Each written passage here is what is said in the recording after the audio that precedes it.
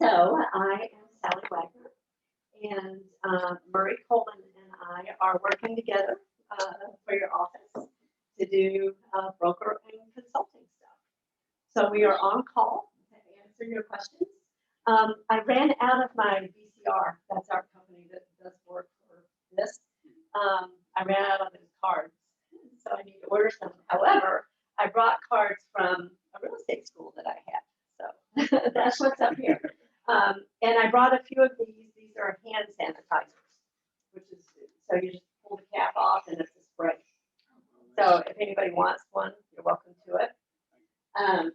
So just a little bit about me. I'm a lawyer and a broker and a real estate instructor. And so I don't have a traditional practice. Most of my career has been in real estate related stuff. I've worked in various industries and government, typically real estate related. And so this is how old I am. I worked at Resolution Trust Corporation, if anybody remembers when the S&L crisis happened. And so RTC was formed as part of FDIC to resolve all of that. So I started out in the environmental section, and then I moved to real estate.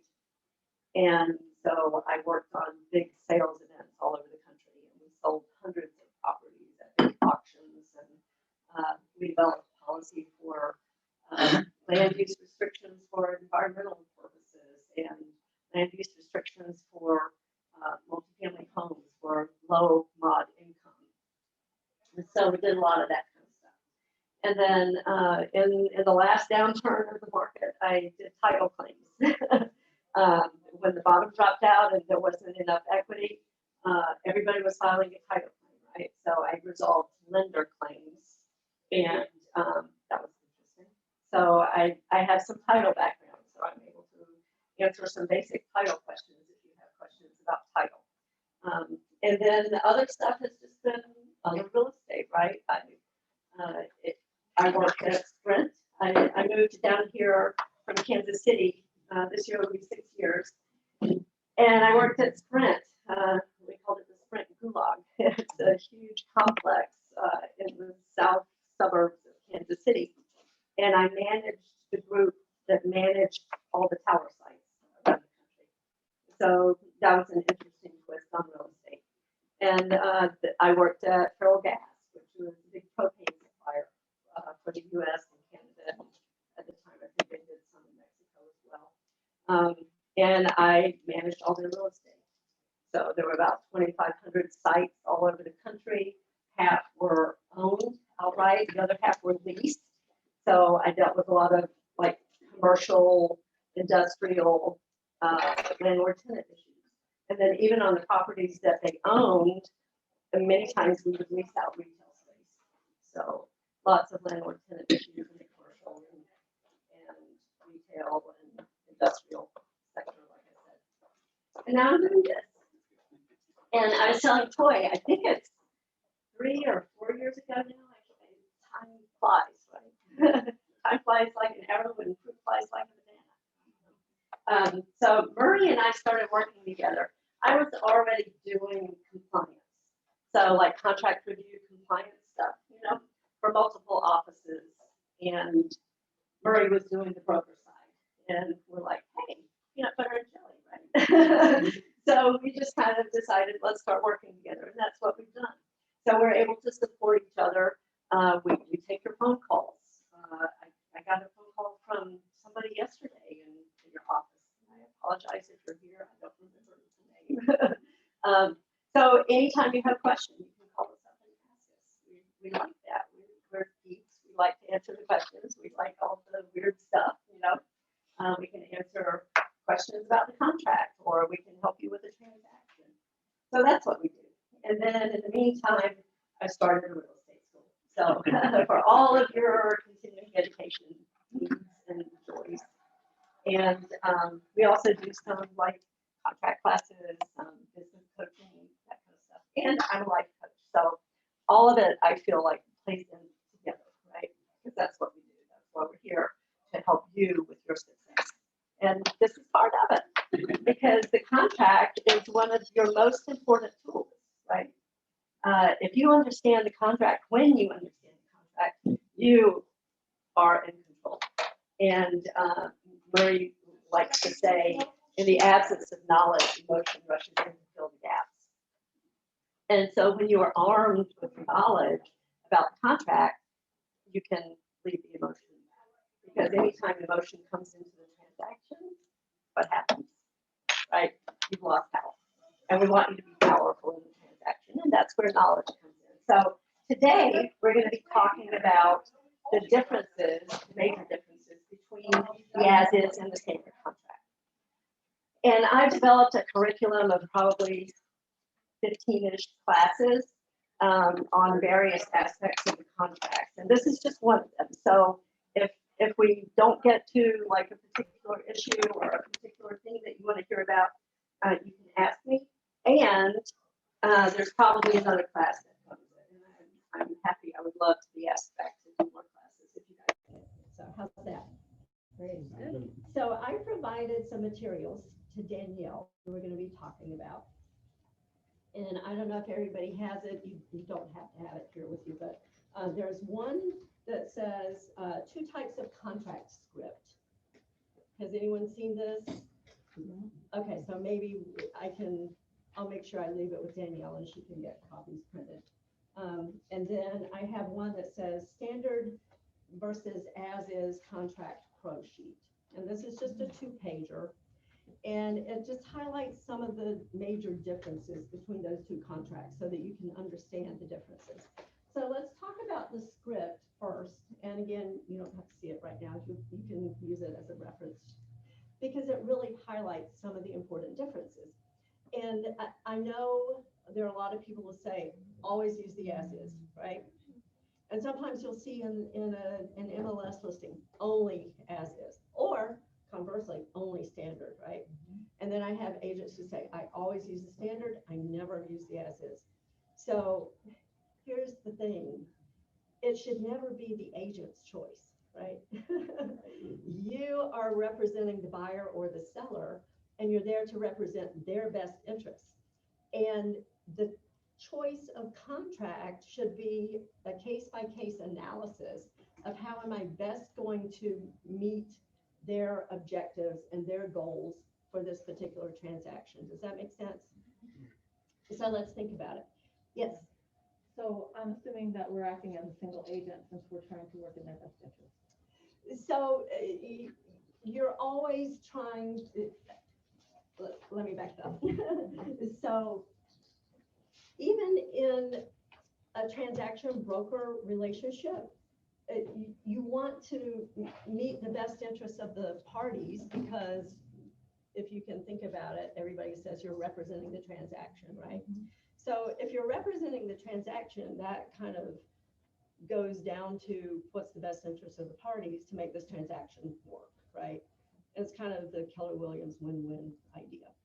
So even though you're probably not operating as a single agent, I still think you are thinking about the best interests of the parties involved, right? Because you are working for the success of the transaction. Is there a preference for you and Murray as far as how we behave? Because in our history, we've been single agents. Yeah, so that was a question last week at the team meeting, and I'm not sure what the decision has been for your office. My preference is transaction broker because there are a lot of issues with single agency, and there are a lot of very specific disclosures that need to be given at certain times, and I can't tell you the number of times when I've seen and they didn't do it right. And that just opens up the door for ethics complaints. So as long as you're understanding, and your office policy allows you to do that, if that's your choice, then you can do it. Just be very careful about the notices and when they're given. This was, I'm sorry if I got off on war stories, but agent, very, very highly successful, big team, been in business for a long time, used the single agent listing agreement. And I said, you need to do the one with the consent to transition to transaction broker. Oh, I do that when I get a buyer. I'm like, if you do that when you get a buyer, it's too late. You've already missed your window of opportunity. And so that's what I mean, that a lot of people don't understand the timing of when they need to give the disclosures. So if you're understanding it and you're doing it right, and that's an option in your office, and that's how you want to operate, yeah. So wishy-washy, right? Sorry. Okay, so let's get back to the scripts. So you really should make the choice of contract depending on what are the goals and objectives of the people in the transaction. And so let's say you have a seller who is cash poor. You don't want them to get into a standard contract that obligates them to a certain amount of repairs, right? And then conversely, if you're working with a buyer, and a lot of people say, oh, it's better for the buyer to use the as is, right? Because you can terminate within the inspection period for any reason or no reason at all. But then imagine the buyer doesn't have cash for repairs and they want the seller to carry some of those costs. Well, then maybe it's to their advantage to use the standard contract. So you really want to be clear about what are your goals in this transaction.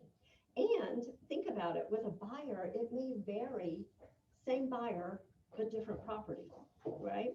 So what if the buyer is making an offer on relatively new construction and they're feeling confident that there are no major issues, right? They could use the as is and that'd be perfectly fine. If it's an older property and they know that there are going to be repairs, maybe it would be to their advantage to use a standard contract for the offer. So you really want to provide that analysis. And I understand we all have a preference which contract we like, right? And based on our experience with using it and how successful we are. However, when you provide that kind of input, you're adding value and people appreciate that. You're the expert, right? What you're selling is your expert knowledge. And when you provide that knowledge, then you're adding value. And that pays off in the long run because they're going to come back to you. They're going to refer people. Man, this person was fantastic. They told me about the different kinds of contracts. How many agents have that conversation with people? Probably not very many, right? So this is a script about reasons and situations where the discussion might come up. They're like, hey, is it okay if I do the inspections? My friend is visiting from Topeka. Can he come and do the inspections for me? Well, if it's an as-is contract, sure, have him do it. He's a dentist. He can look at plumbing. I don't, he can climb up on the roof. Sure, grandma can do it if, that's on her bucket list. She wants to climb up and do roof inspection. Okay, perfect, do it. Standard contract, no, because the contract says that all the inspections need to be done by people who are licensed, right? So you have to think about that. Or how about, I saw that there are a few little items that need to be repaired and we want to fix that outlet that's not working right. Is that okay if my brother-in-law does it? Well, if it's an as-is contract, sure. The seller can come and put toothpaste and use it instead of caulk, and that's okay, right? If it's a standard contract, not so much. So those are the kinds of issues, and that's when you have the discussion with people. My brother-in-law is a licensed contractor up in Alaska, and he's down here visiting. Can he do the inspection? No, because he's not licensed in Florida. My brother-in-law is a licensed plumber. Can he do the inspection? Sure, he can inspect the plumbing, but he can't do the electrical. He can't do the roof. You see, so it matters what kind of contract. And different people are going to have different things. Hey, my best friend, I really trust him. I want him to do the inspections. He's not licensed. Okay, then he can do that if you're using the as-is. So I've kind of beat that one, but we get that question a lot. So is everybody comfortable? So you see how the scripts would work, and then there's even an example here. So, hey, buyer, we're going to go look at some properties, and here's something we want to consider. There are two types of contracts, and depending on what the property looks like and what you feel like you want to accomplish, then we may choose this contract or that one, right? and have the same conversation with the seller so that they know up front. Don't be in that position of, I didn't know there was a different kind of contract. This happened to somebody in one of the offices where we work. This was like 2 or 3 years ago. And he was a relatively new agent. He was super excited he had a listing, and even more excited that he got an offer on the listing, and just boom, seller, sign. And then realized that it was the standard contract. And when the inspection reports came back and the estimates were, and the seller's like, no, I'm not doing it. You didn't explain to me that I was going to be responsible for those repairs. Well, guess who paid for the repairs? The agent. No, I have a listing that was a little higher end listing, and we were having so many agents showing it without their customer being here, Mm-hmm. and my sellers were adamant that they would not take an offer like that. Well, we ended up in a contract like that, and it was as is, and they canceled. So when we put it back on the market, we put FAR bar standard contract only, Mm-hmm. and most of the agents, 90% of the agents, didn't even know what that was. Yeah. They They had to don't. ask me, so I ended up attaching it in the MLS. Yeah. Yeah. So they would know what contract to use. Yeah. I had agents still send me a different, the crisp contract with an Oh, as-is addendum added to it. Oh my gosh, I can't tell you how many times we see mix and match. Yeah. Please don't do that. Yeah. Yeah. So, and there So I'm was, glad you're having this class. That's oh, good, thank you. I know what listing you're talking about. Mhm. So there was a similar situation. So, and this was up in Sarasota. Agent had the listing. The buyer's agent was mom from a different area, and for some reason she submitted the offer on the standard contract and didn't understand how the standard contract works. And as we'll see when we get into the repair provisions, so the list came back and the seller goes, and it was way beyond the limits in paragraph 9A. Mhm. And the seller said, I don't care, I'm just gonna fix it all. Because it has to be done anyway, right? Mhm. Most sellers are not like that. This one was. Right. Seller agreed to do everything. And then the buyer's agent said, we want to cancel. And we're like, what? You can't cancel. Yes, we can, because the repairs are over the limit. And the seller agreed to do them all. You don't have an option to cancel. And because they were having cold feet and she didn't understand the contract and they were bound by the contract, right? So it is possible to cancel. However, it's like a very intricate dance. If you can remember like the minuet or something, not that you personally did the minuet, but like in the olden days when they had very intricate dances, it's kind of like that. You can get to it, but it's going to take a while, right? Okay, so let's get into it after all that introductory stuff. So does everybody have the standard and the as-is contracts in front of you? If you don't worry. I probably have some extra copies. There's a standard, there's an as-is. It has all my markings on it, so I'll just get it back from you. Okay, so this is not going to be like a blank by blank review. We'll do that in another class. What I really want to do is focus on the differences between the two contracts, because it's important to understand the differences, because we're talking about when to use each one, right? So, and that's what this pro sheet is about. It'll just kind of walk through and identify the provisions where the contracts are different. So let me make sure I leave these behind so that everybody gets copies. So, okay. So what we can do is, if you have one of each, and if you don't worry, we'll just kind of side by side and compare, right?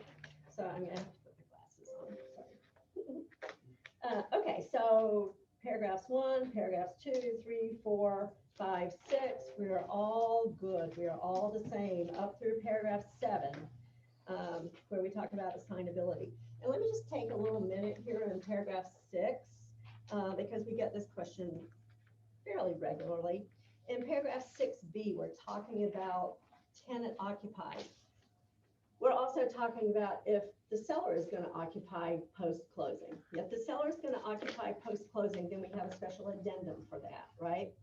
And then I think Murray touched on that in the class last week after the team meeting.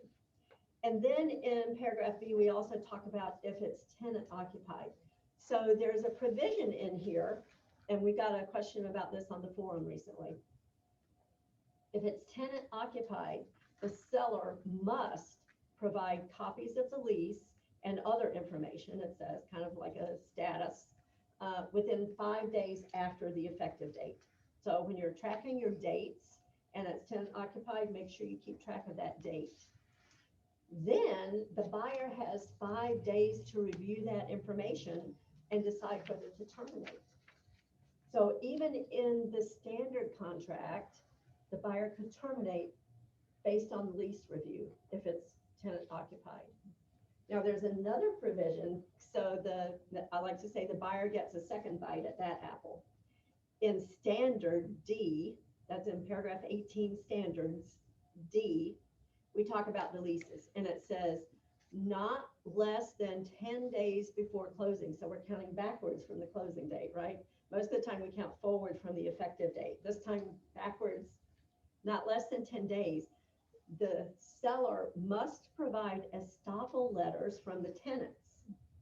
And that's like an estoppel letter from the HOA or from the lender. You know, here's the status, here's how much rent I pay, here's what's due, here's what I'm late, here's the amount of the security deposit, here's the advanced rent, all that kind of stuff. Estoppel letter. Must provide it to the buyer. If the seller is unable to get those estoppel letters from the tenants, then the seller can provide an affidavit with all the information. And then the buyer, if it's an affidavit, the buyer can actually contact the tenants to verify all that information. Now, imagine we're 10 days before closing, right? Buyer has 5 days to review that information. And if it differs materially, who knows what that means, right? From the information that was provided in paragraph 6B, then guess what? The buyer can terminate.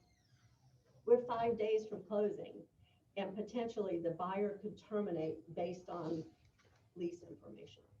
So if it's tenant occupied, please make sure you're tracking these dates, because that's really important. Nobody wants to be that close to closing and then, oops, we're done, right?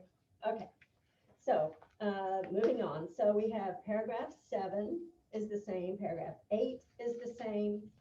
Now, when we get to paragraph 9, you're going to see some differences, and I'm going to hold them up. I don't know if anyone can see it, but this is the as-is contract.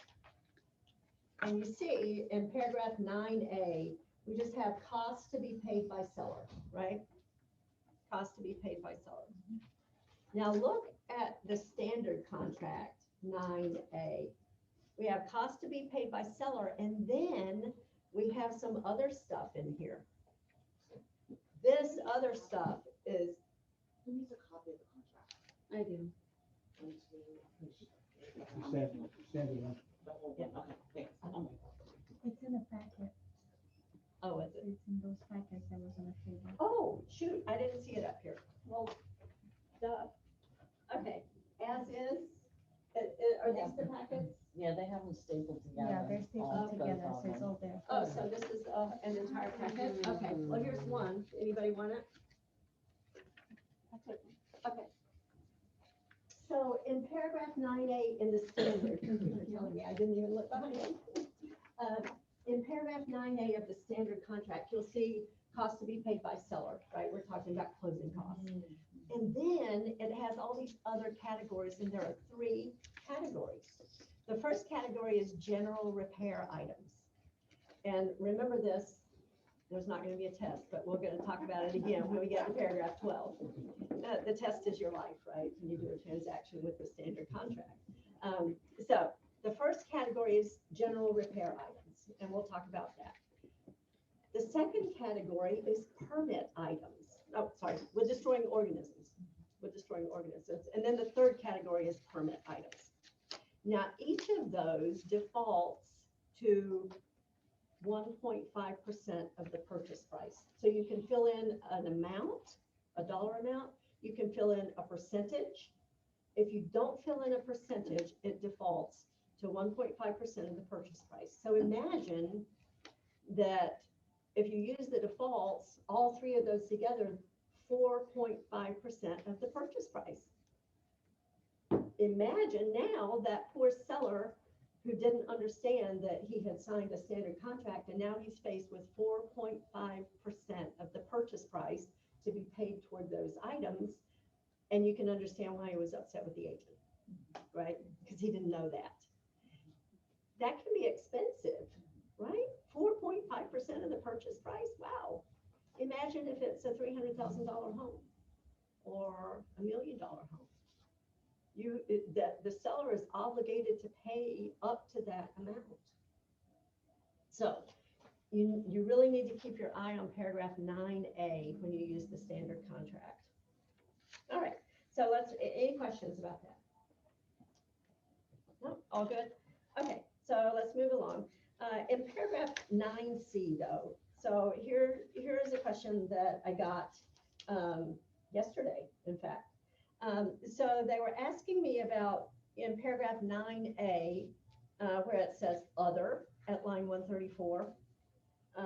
And what's the difference between that and at, make sure I look at the right blank. So this is the as-is contract. If you look at line 158 and 162, where you're going to check to designate who pays for title insurance policy. So they were asking me, what's the difference between those? So that other blank in paragraph 9A, that's if you're going to ask the seller to pay some of the buyer's closing costs. So like up to 3% of the purchase price for buyer's closing costs, right? You don't want to say up to 3% of the closing costs, because that's not very much probably. So you're saying put that in that small line there rather than in the additional term? So my recommendation is put it both. Just so that everybody's clear, nobody misses it, nobody has the nasty surprise, because that happens, and we don't want to think about it, but there are people who will deliberately try to mislead you. And it happens. So just to be nice, right? My suggestion is, if you can put it in that line at 131 where it says other, put it. If you feel like there's too much to write in that little space, then my suggestion is see paragraph 20. And then regardless of what you do there, always put it in paragraph 20, just spell it out. I mean, you don't want to get the reputation that that's how you do business, right? I know an agent, and she admitted that she would deliberately just put it there and not put it in paragraph 20 because so many people missed it, and then now they're in the contract and they have no choice. And then they would say, well, we didn't see it. Well, it was not my job to tell you what the contract says, so it's like, I didn't think it was a nice way to practice, but some people do. So my suggestion is put it both places, just to be nice. But So that will always be a dollar amount, never a percentage. no, it should be it could be both. It could be pay up to $1,000, or it could be pay $1,000, or it could be up to 3%. Okay. Yeah. So however you are asking for it on behalf of the buyer.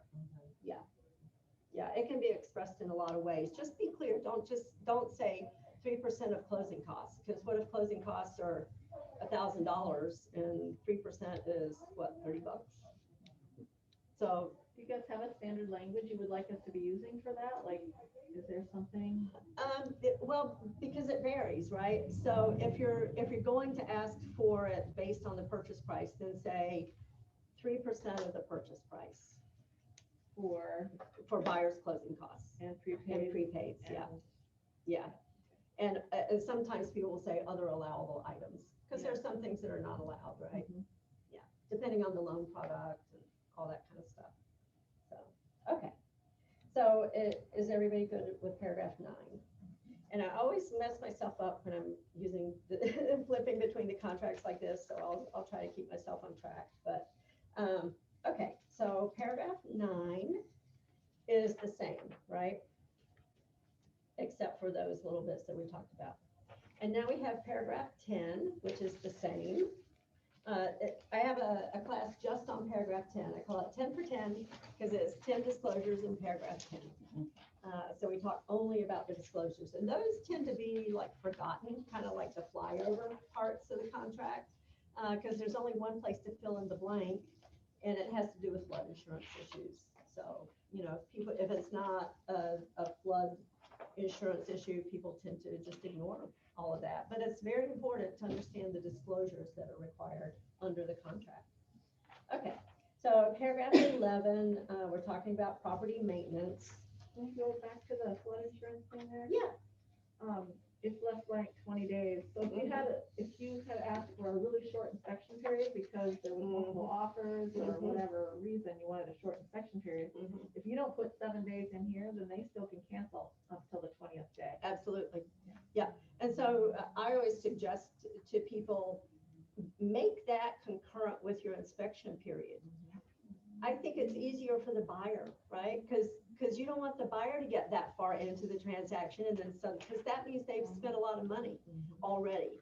And then they get to that point and go, golly, I'm going to cancel.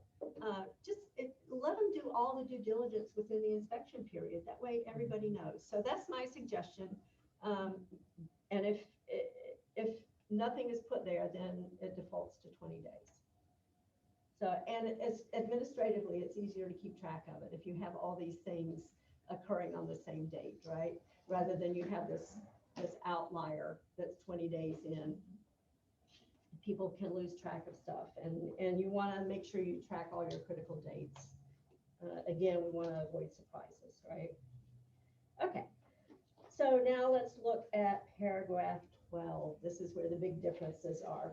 So if you look at the as-is contract, and it says buyer shall have, and if left blank, 15 days, within which to have such inspections of the property as buyer shall desire. Guess what? Buyer doesn't have to do any inspections. This is permissive.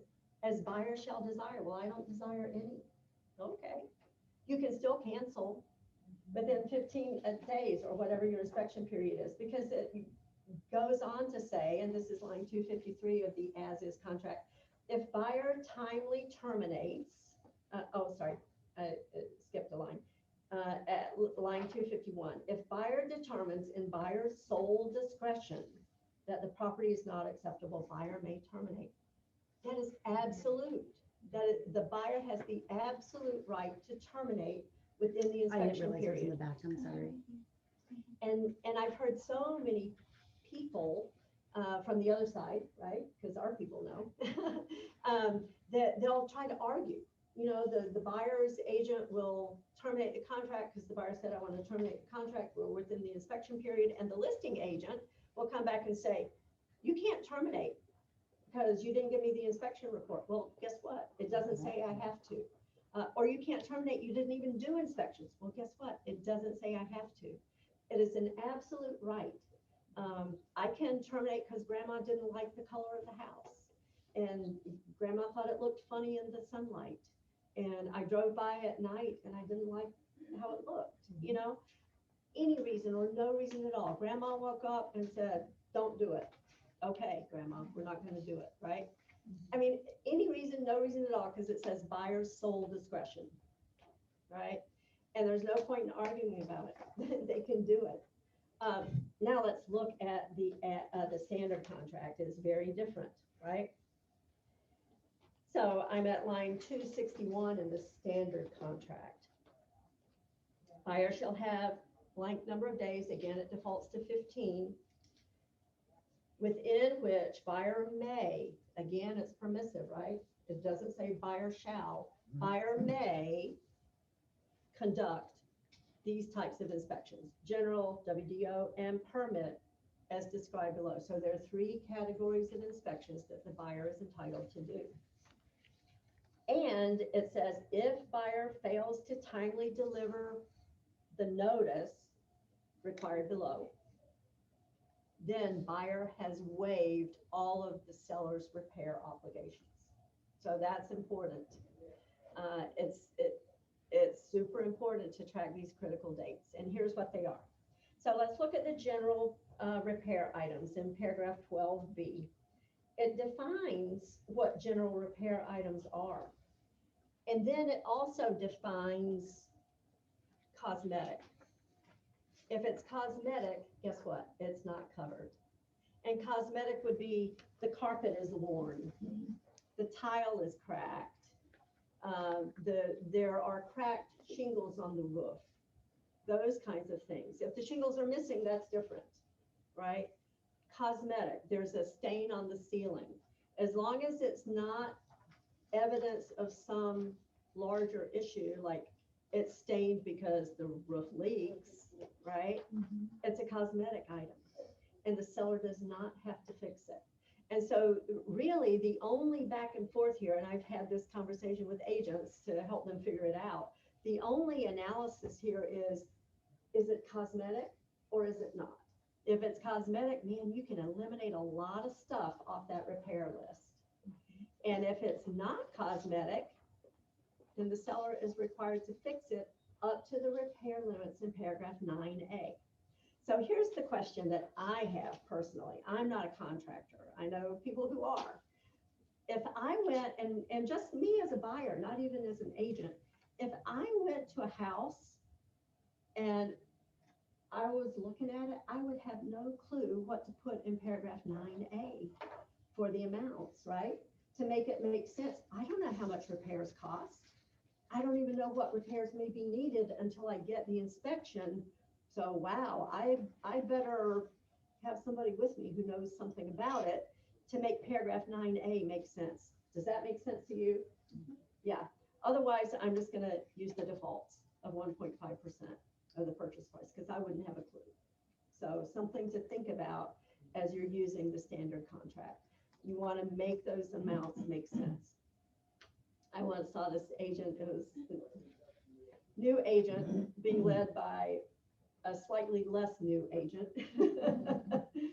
And it was a new construction, brand new house. And it was a small builder, they didn't have their own contract, so they used the standard contract. And guess what they put in paragraph 9A?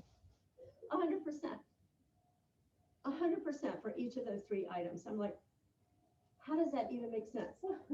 Well, the buyer feels that it's new construction, it should be perfect. There should be no issues at all. I'm like, 100% of the purchase price. yeah, yeah, What? I know. I'm like, really? And the buyer, the builder signed it? So just be careful about the amounts in 9A. They should make sense in terms of the property, right? Okay, so general repair items. It tells you what they are. It tells you later on the standard to which they must be repaired. So let's talk about that. As is, no repair obligations. Pretty much all the time, you're going to come up with a repair list, right? Even though it's as is. Unless you specify, there is no standard of repair for any of those items. And I've seen that so many times. And then the buyer is very disappointed because the seller used toothpaste instead of caulk. True story. And when it rained, it ran down the wall.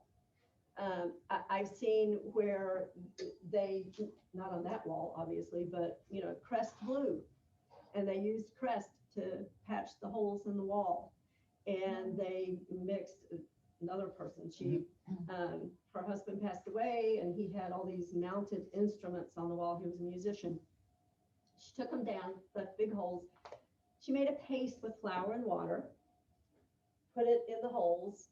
And then, I know, and then she put Crest toothpaste over it because it matched the color of the wall.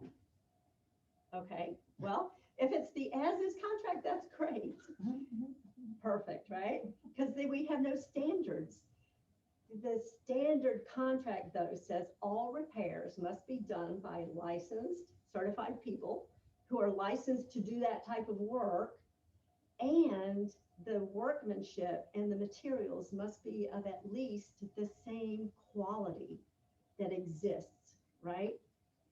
So if it's porcelain tile, you can't replace it with linoleum. It's got to be porcelain tile or something better, right? Marble, granite, I don't know. how that works? So you're held to a pretty high standard for the quality of the work that needs to be done for all these general repair items.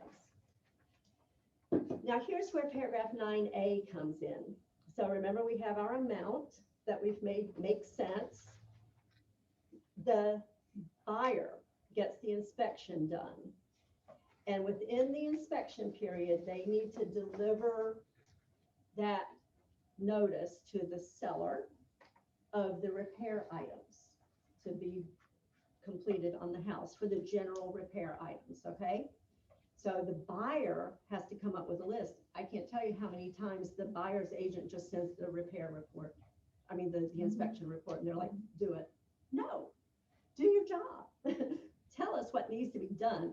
Don't put it on the seller to decide, because what's the seller gonna decide? That's perfect, right? And then the buyer's gonna be unhappy because they didn't get what they wanted. So if you're representing the buyer, just do that work, come up with the list, give it to the seller. The seller then has 10 days to get estimates for all that work. Or if they disagree with it, they can get another inspection report. Regardless of which way they go, within 10 days, they need to give that back to the buyer. The buyer then has 5 days to review. Now, if the repair estimates are within paragraph 9A, equal to or less than, seller just does it all and we're all happy, right? And as I said, the only back and forth is going to be, is it cosmetic or is it not? Otherwise, seller does it. Now, imagine, as can happen these days because materials are going up, right? The repair estimate comes back and it's more than paragraph 9A. So within 5 days after the seller delivers that estimate back to the buyer, it's like staring each other down. Who's going to blink first? The seller, like in the case I told you about, the seller can go, no problem, I'll do it all. That doesn't happen very often, right? Or the buyer can say, a la carte, I'll take this and this and this up to the repair limit in paragraph 9A, and the rest I'll take as is, right?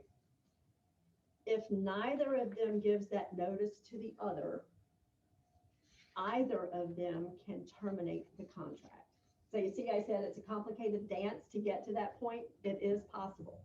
When you get to that point where the repair estimate is more than paragraph 9A, and if neither of them gives that notice, then either the seller or the buyer can terminate the contract.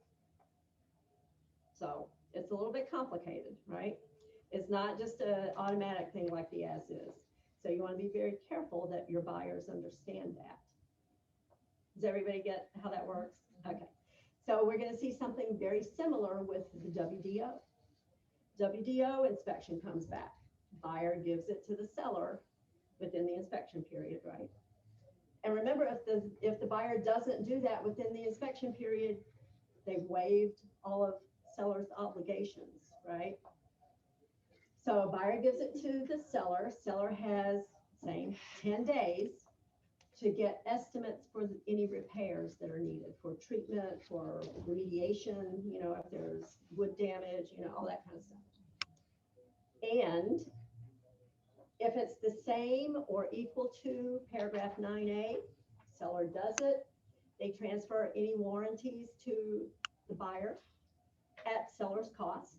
We'll see there's another provision in the contract that says if the buyer wants warranties transferred, then it's at the buyer's cost. But for WDO purposes, we transfer the warranties at the seller's cost. So that's if it's less than or equal to the amount in paragraph 9A. Now, let's imagine again, it's more than that amount. The buyer has 5 days to give notice to the seller that I'll take this and this and this up to the amount in 9A, and I'll take the rest as is. If the buyer does not give that notice, then either the seller or the buyer can terminate the contract. But we leave the notice up to the buyer, because there's this perceived stigma of a property that has WDO. What Yes. is WDO? Oh, sorry, wood destroying organisms. Wood destroying organisms. And then I have one more question on Oh, the chat okay. here. Sorry, I I'm, haven't I'm, even been I'm looking yet. monitoring it over. Okay, I haven't even been looking. It's the same question, I wasn't, I already got it. Oh, Oh, yeah, okay. What happens when the repair item cost exceeds the amount specified? So it depends on the particular type of repair. Was that your question? I'm sorry. So it depends on the category. So like in the general repair items, if the amount is more than paragraph 9A, and if the seller doesn't say I'll pay it all, and if the buyer doesn't say I'll take the rest as is, then either the seller or the buyer can terminate the contract. If it's WDO and it's more than 9A, then only the buyer can decide that they'll take it as is.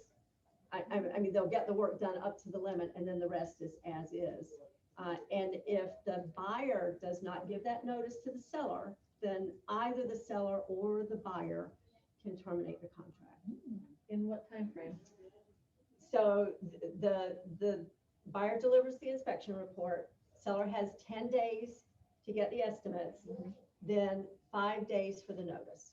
Okay, So- so after the 5th day, nobody gave notice, then what happened? Then the contract continues. Okay. Yeah. So within that 5 days, the buyer or the seller has to pay. Mhm. Yeah, yeah, and so, I mean, think about this when you're plotting out the dates for your standard contract. So imagine that the buyer delivers all of these inspection reports on the last day of the inspection period, and maybe it's a 15-day period, like in the contract. Well, now we see there's 15 more days before we even decide if we're gonna fix anything, right? Potentially 15 more days, that's 30 days in. How could you possibly have a 30-day close on a standard contract? So make the dates make sense, right? Make the dates make sense for what needs to happen based on what type of contract you're using. Because these dates are in there. And also imagine that all of the inspection reports are not delivered on the same day. So you're gonna have multiple time periods to track. So you wanna have a good tracker for your critical dates. So, because you could potentially have 3 different dates to track for general repair, WDO, and permits. Okay. All right, any questions about WDO, wood destroying organisms? Sorry. Okay, so let's move on to the next category, which is permit items. And we see this a lot because there's a lot of work that's unpermitted. Now, if you look in the as-is contract, you don't see anything, and I'm trying to look about where is there's a provision in here.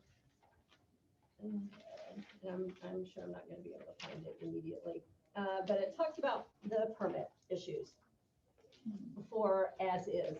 And what it says is well, first of all, we know the seller should disclose that. And if they have them, they should provide copies of all the plans to the buyer.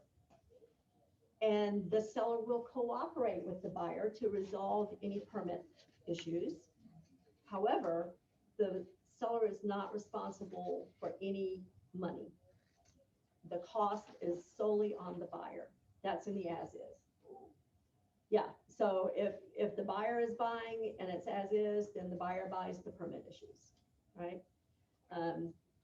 Standard contract is different. So what it says is the buyer gets the inspection done and they find all these outstanding permit issues. So it's like unpermitted, outstanding, not closed, expired, any kind of permit issue. The buyer can get an inspection for that within the inspection period.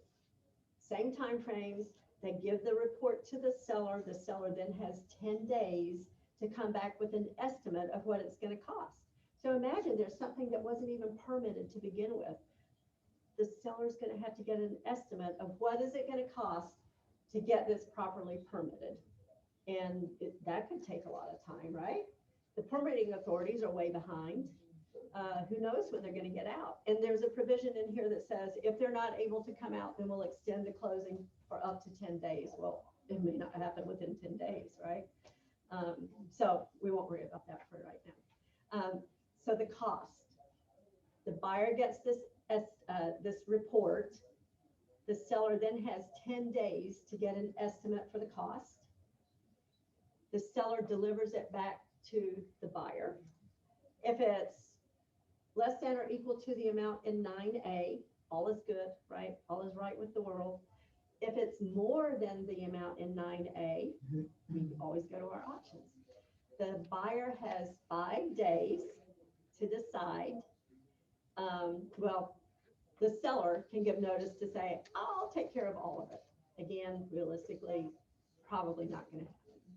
Or the buyer can say, I'll just take a credit at closing for the amount in 9A and I'll deal with it, right? So we're going to give the buyer credit for the amount in 9A for permit items.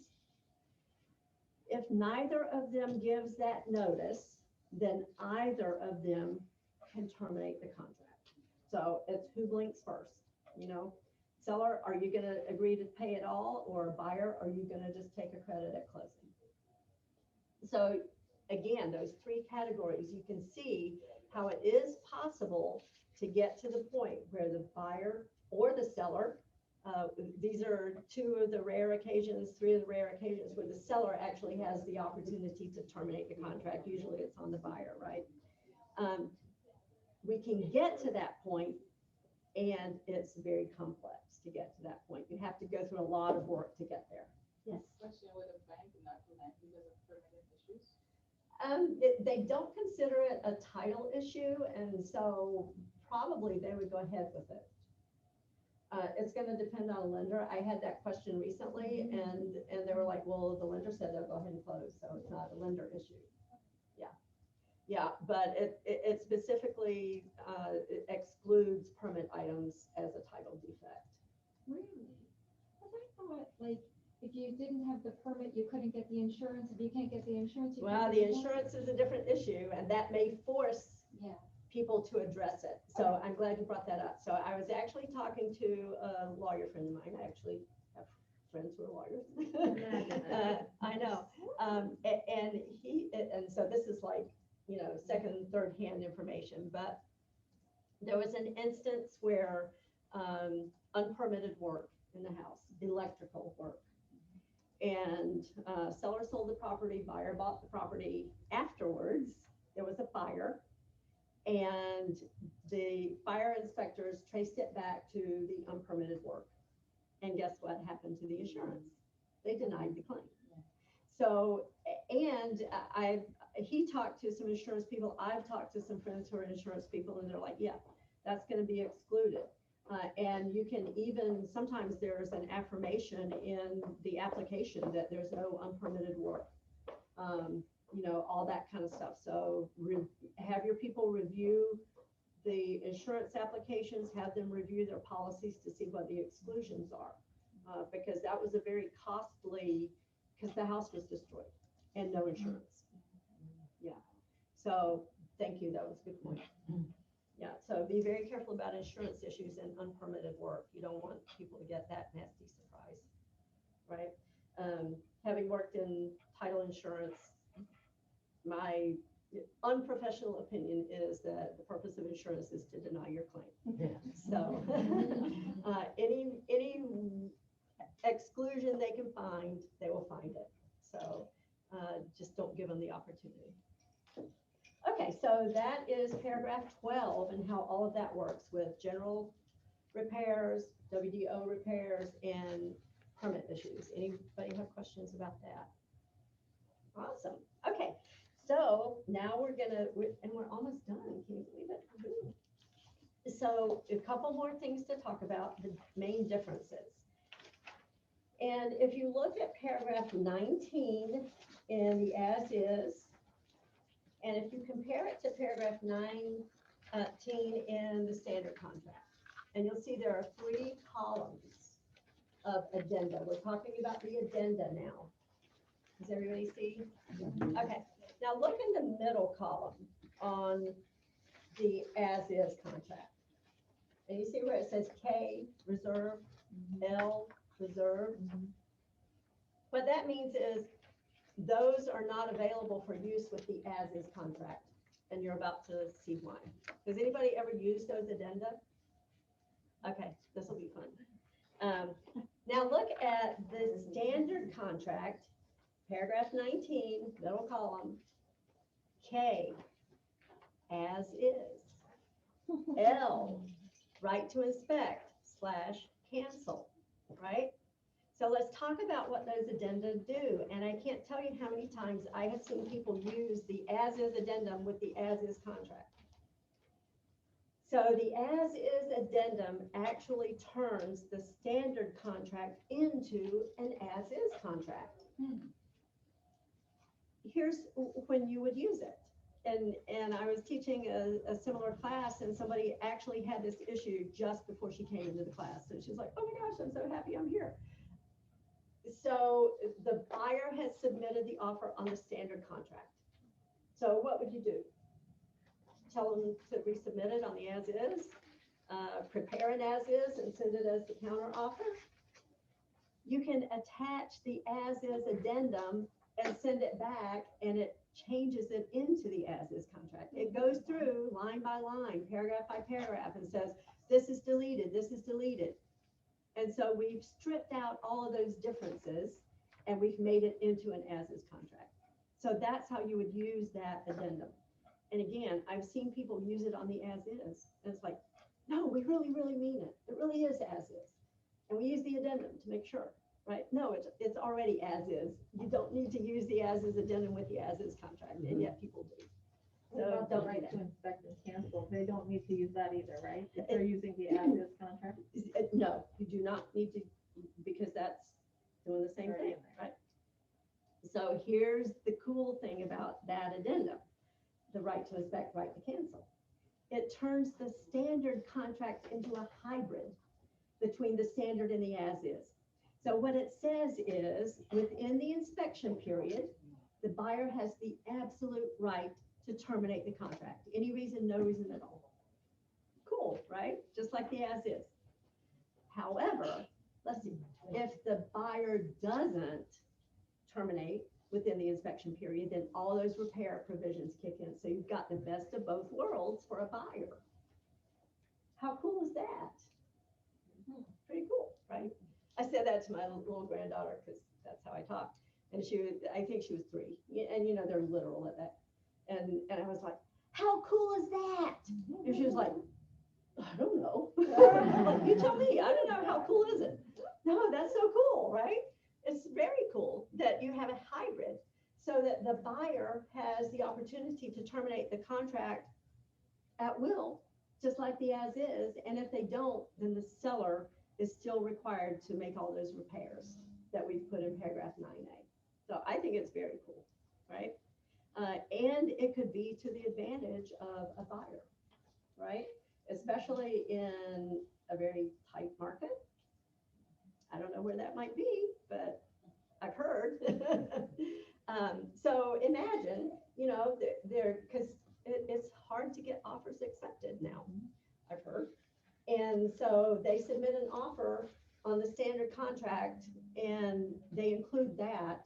And so how many times have you seen buyers submit an offer and then they're still looking? Because maybe they submitted on something that wasn't the first choice and they still want to keep looking.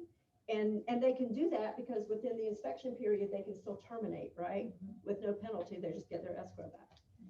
Imagine that they can do the same thing with the standard contract. They can still look, and if they find something, great, they can terminate. If they don't, boom, seller needs to make all those repairs. So maybe it's a good strategy for your buyers.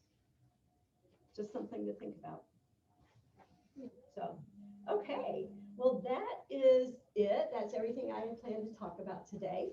Those, again, are the major differences between the as-is and the standard. Anybody have questions or comments or anything you want to talk about? Go Chiefs! I'll talk about that. Moved from Kansas City. Oh. I'm with you. I don't like Only because her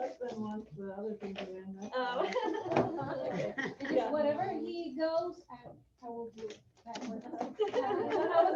I'm a Packer fan Okay, and the Bucks. yeah. I put these out, I think I saw it at the end of these packets. Oh, are they in the packet? Well, she did have a packet. That's yours. Yeah. Is there packets in the back? And if anybody needs those, just let me know, text me. I usually, I don't wanna write on that because that's your screen. There's a whiteboard over there Okay, on the wall. yeah, I usually write my contact information, just so everybody has it. Thank you so much. Yes, it's my pleasure. Sallie? Excuse me. Yes. Hello. Hello. Go ahead. I have a question Okay. for Sallie. Okay, I'm the seller's agent, say, and I have requested that it be done on a standard contract. And some Okay. agent comes in and gives me adds the as is or the right to inspect with cancellation. I don't want to use those, or I don't suggest my seller you accept that contract. How do we get rid of those back to the buyer? What do we say to them? Do we Yeah. send them? So what you could do is like the counter offer addendum, and you could write in there that those addenda are specifically excluded. Okay, You could actually change it on the contract in paragraph 19. They should have checked those boxes, and you can go in and strike through them and initial and have them initial, and that would delete those addenda from the contract. okay. Yeah. All right, thank you. Yes, you're welcome. So that brings up a good point. At paragraph 19, always make sure you check the boxes for the addenda that are going to be included with the contract. And here's why, a couple of reasons. So the first reason is if you look at the language in paragraph 19, it says that the attached addenda are included in the contract by this reference. And that's, language, it's a term of art, this attachment attached as Exhibit A is hereby incorporated by reference, and that way we know for sure it's part of the contract. If you check the boxes and then you include the addenda, then you've made sure that those addenda are part of the contract. If you don't check the boxes, there's an argument to be made that those addenda are not fully incorporated into the contract and they're really not a part of the transaction. And we see this when there's a question about the effective date. And it all boils down to, did they check the box in paragraph 19 or did they not? If you did not check the box in paragraph 19 and you later want to include an addendum that may or may not have been signed, it doesn't change the effective date, right? If you checked the box, then technically the contract is not effective until all those addenda are initialed and or signed as appropriate. So imagine the addendum B, the HOA addendum, and it requires the buyer's signature. So if you check paragraph 19, addendum B, and for some reason the buyer didn't initial and sign that addendum, your contract is not effective yet. Your contract will be effective when the buyer signs and initials addendum B. If you did not check paragraph 19, it doesn't matter. It's just going to be when your contract was signed and initialed and returned, right? Two-step process. So there are some practical reasons why it matters to check paragraph, the addenda in paragraph 19. So that goes to include disclosures like HOA disclosures also? Yeah. Okay, Yeah, anything in paragraph 19, okay. you should always check it. Yeah, just because if I were arguing on the other side and it had not been checked, and we've seen this, it didn't get checked, and now they're going, well, we intended to, well, but you didn't. Right. And so it's really not part of the contract. And after you have the effective contract, how much leverage do you have to get one party or the other to sign it? Not much. Yes. I have a question about 1D, personal property. So it says the dishwasher, refrigerator. Okay, so what happens if the home doesn't have a dishwasher? And you have the contract and none of this is marked marked off, like, So if you back up a little bit, it says at line 16, which are owned by seller and existing on the property as of the date. Okay. Yeah. So really, Because we've had that if issue. the kitchen doesn't have a dishwasher, then me as the seller, I don't have to No, say to the no. agent, scratch off the dishwasher. No. Okay, Because we've actually had buyers go, where's my dishwasher? And I'm like, well, it doesn't have one. But the contract says, no, it doesn't. It says, if it's there. if it's there. And it's owned, and this Yeah. is another key, if it's owned by the seller. How many times do we see systems that are not owned by the seller?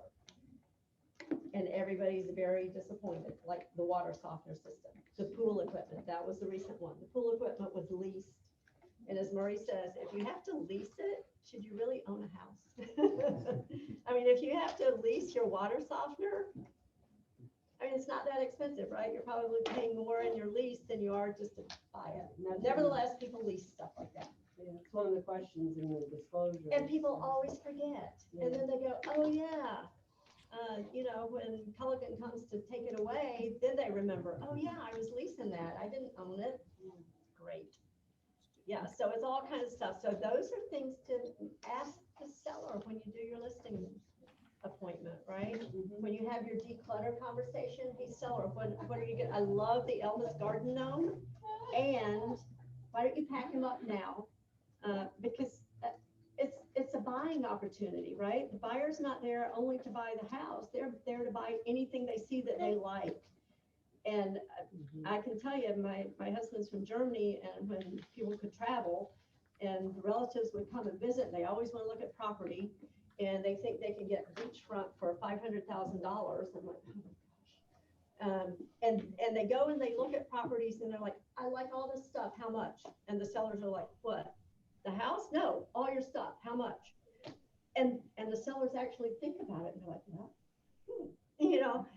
so anything that the buyer sees that they like, they're probably going to want to buy it, or they're going to want to pretend it's included, right? So the Elvis Garden Gnome, pack him up. The weird, this was true, the weird porcelain dolls. She collected dolls. They were everywhere. There was a closet, and you open it up, and these eyes staring out at you. It was like creepy. And you don't tell them that, right? You don't want to insult them. Love the collection. And guess what? So is the buyer when they come. And if little Susie comes in here and she starts running with your porcelain doll and your favorite one gets broken, oh, golly, my heart's going to break for you. And so why don't you go ahead and pack them up now so that nobody even sees them and they're safe, and you never have to make that agonizing decision to part with your porcelain doll collection, right? So you're doing it for their benefit, but you're saying it in a nice way. That's not insulting to the creepy doll collection. So, sorry, I got off on that, but you want to address all those things when you have that consultation, and that would include, are you leasing the water softener? Are you leasing the air purifying system? What else can you lease? Solar panels is a big thing now. There's a lien because of the solar panels. Oops, I forgot. All that kind of stuff. So ask those questions. Like Murray was saying, just go through with the Post-its and put it. Years ago, my daughter was visiting my mother, and she was like, oh, Mama, I want this. Who's going to get this when you die? And my mother's like, well, if there's anything you want, just let me know. So she went around, my daughter went around and put Post-its on everything. This is Kenzie's, this is Kenzie's, this is Kenzie's. It was a joke, obviously, but you want to do that kind of stuff with your sellers. This stays, this goes, this stays, color code it, whatever you need to do. And then make sure you memorialize it in the contract so that there's no question. Because people get disappointed that Great Aunt Martha's heirloom chandelier didn't get included, right? So take care of those problems before they happen. Awesome. Well, I'm so glad everyone was here. I hope it was helpful to you. Yes, If anybody wants it, I have a couple left.